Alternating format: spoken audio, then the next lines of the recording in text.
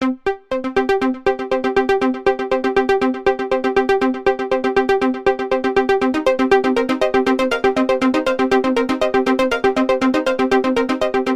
going to tell you sort of where we are with treating hepatitis C, sort of starting with sort of the history of the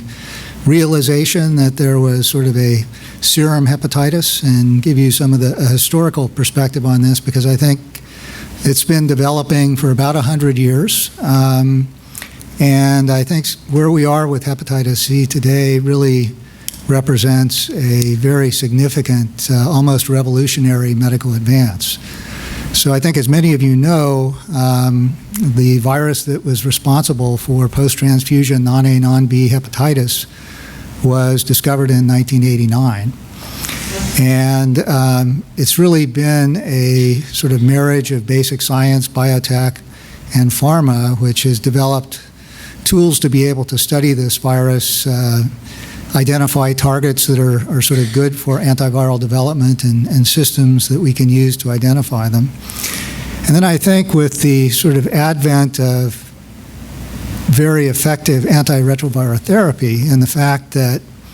a third of the HIV-infected people are also infected with hepatitis C, and the realization that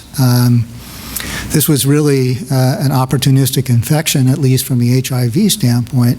this has become a very important part of this meeting. And I think sort of before the advent of therapy, people didn't live long enough with HIV infection for HCV to be a problem.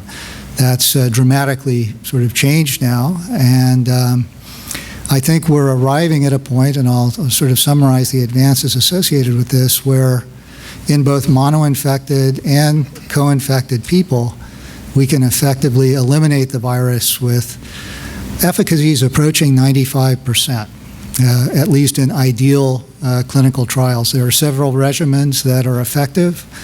They are effective in people with various stages of liver disease. And so we've really gone from a situation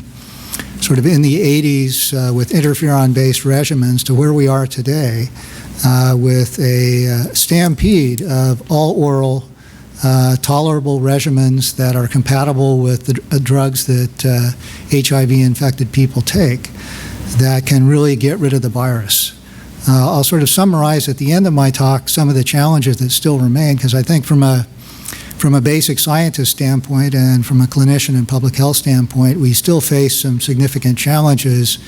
in identifying those that are infected, effective implementation of this therapy, figuring out how to pay for it, and then sort of expanding these capabilities to countries that are not as fortunate as we are in the US and Europe and Japan.